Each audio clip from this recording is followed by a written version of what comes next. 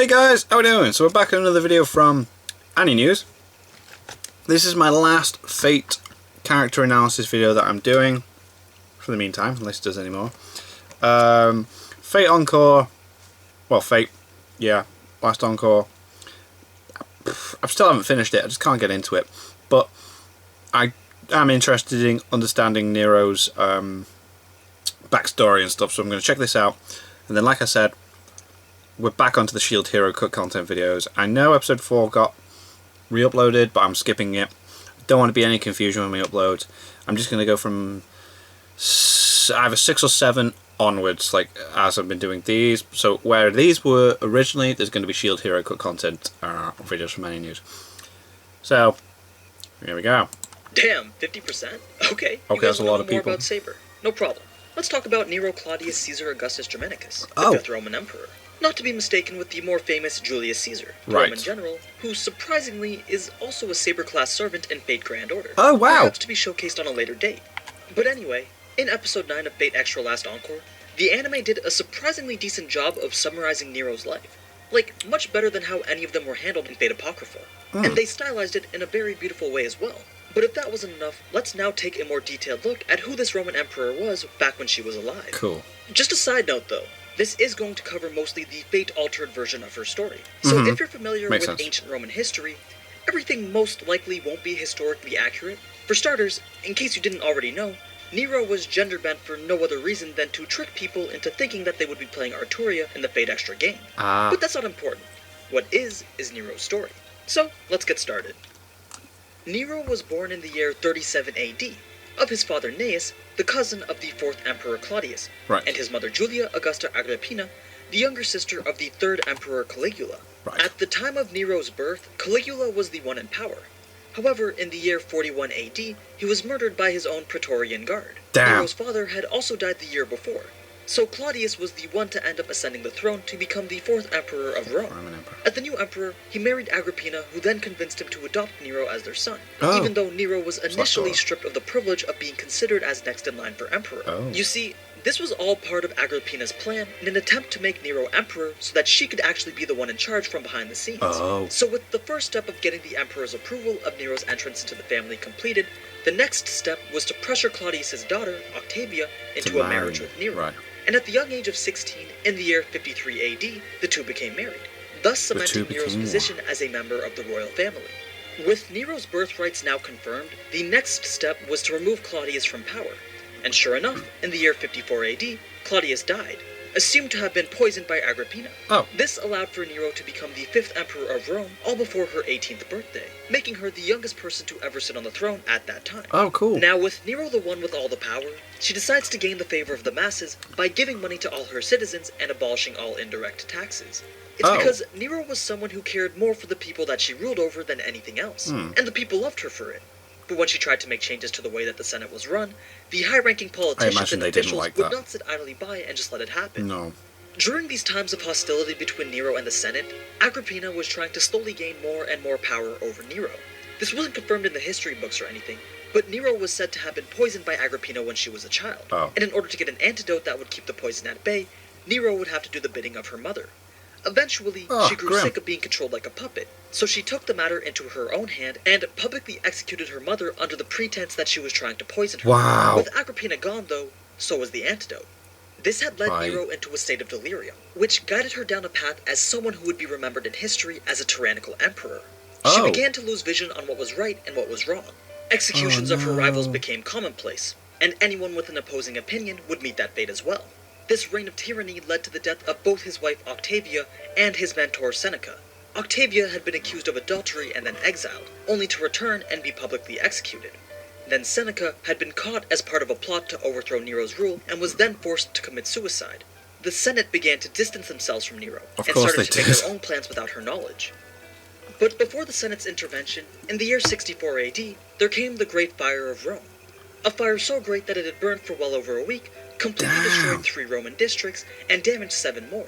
All accounts of this fire, except for one, paint Nero as the culprit. And even in the account that says that Nero wasn't responsible, the author still says that he's unsure. But the rest of the accounts believe that Nero started the fire so that she could make space to build the Domus Aurea, her golden house. A massive complex or theater of sorts that was supposed to have many man-made landscapes and a 30-meter tall statue depicting Nero's greatness. Oh my It's believed that in an attempt to shift the blame from herself, Nero accused the Christians of starting the fire and began to arrest and execute many of them.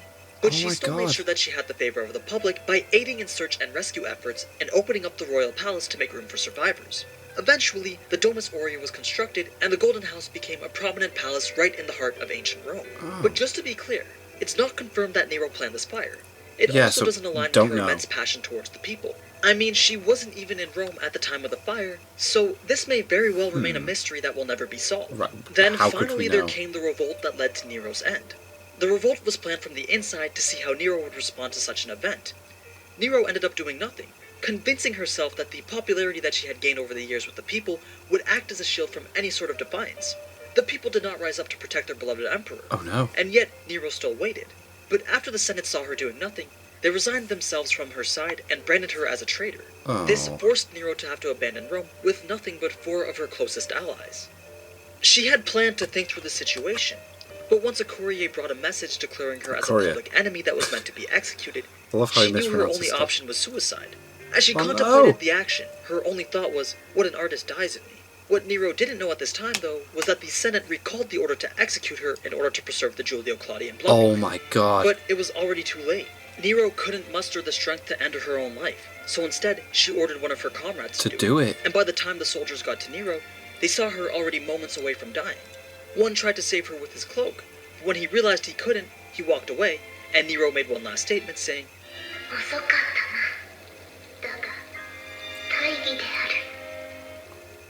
And that's who Nero was during her life.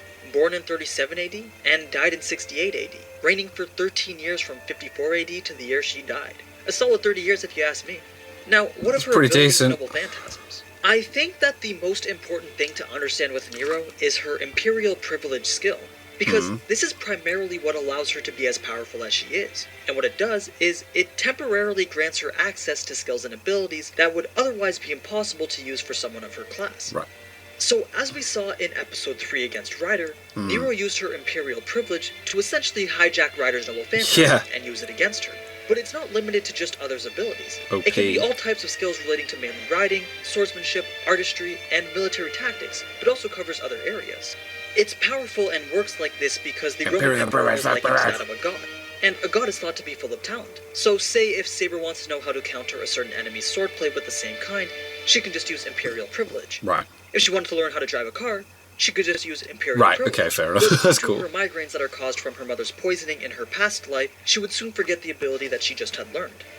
Nero also uses the imperial privilege to alter her class from what should have been Rider to Saber, as she had deemed it more worthy of a position for her commander-like lifestyle.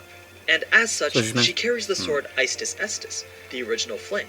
Although it has magic running through it, it is not a noble phantasm in itself. It acts as the key to activate her true noble phantasms, the Istis Domus Aurea, Golden Theater of the Flamboyant, which, as you now know, is named after the same complex that she built in place of the buildings that were destroyed in the Great Fire.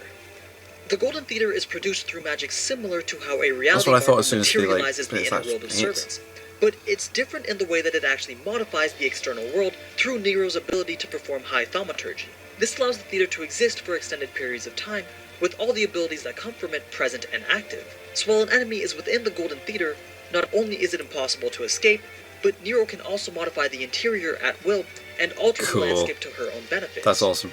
While in the theater, Nero's sword gets covered in flames, and she gains the ability to activate the technique Los St. Claudius, Imperium of the Maiden's Flowering Words, a sword skill where she charges toward the enemy with a trail of flower petals following closely behind, and then she makes a single powerful strike. Bam. It's an ability that's meant to embody the elegance of her artistic side. And her final skill is called Thrice Setting Sun Invictus Spirit, Thrice Though I Welcome the Setting Sun. It's basically the ability to revive herself if she dies in battle. Oh, damn. But only up to 3 times. Only 3 times, right. Although it's okay. It would be interesting to see if Imperial Privilege would work on that ability too. Also, it's not something that can be instantly activated or used at the moment of death. It has to be prepared beforehand, meaning that if Nero knew she was in a situation that would end up in her losing, she would make the necessary preparations to have it activated at the moment that she can't just dies. like be killed and go, oh, okay, and that's pretty much Fate Extra Last Encore Saber. At least one of them anyway. Yeah. So I hope you guys enjoyed this week's video, and be sure to vote in the community poll for the server that you want to see covered next week. But I just quickly want to mention that if you guys want to help support me, I'd really appreciate it if you tune into my news videos that I also try to put out every week or so. I know you all like Fate, but who knows? Maybe I'll showcase a show that you might really be into. So I'll leave a link to my most recent news videos below. But as always, thanks so much for watching, and if you enjoyed this type of anime content, then you already know what to do. So until next time, ciao. Oh, maybe I should have watched that first. Oh, never mind. Too late now. They're good as well, the Fate Apocrypha ones. They're class. They were really good. I did enjoy watching through all those. And I know people are going to be, but there's 2 others on the Fate Encore. I'm like, I'll be honest, I'm not interested. I was only interested in learning about Nero, and that's it now. I have really enjoyed doing these videos, don't get me wrong, they've been cool, but the other 2 characters I'm just not interested in doing. And I really want to do the Shield Hero Cook content videos. I remember really enjoying doing those, but because I was doing these at the same time, it put me off doing the Cook content ones, because I didn't want to be putting too many reaction videos of anime news. I like varying everything. So where these are meant to be is going to be the Shield Hero Cook content videos, and I hope you don't mind. So yeah, thank you guys very much for watching. What do you guys think of that? What do you guys think of this? Click like, subscribe if you haven't already, leave comments down below, let me know what I should watch and discuss in future videos, and I'll see you guys next time.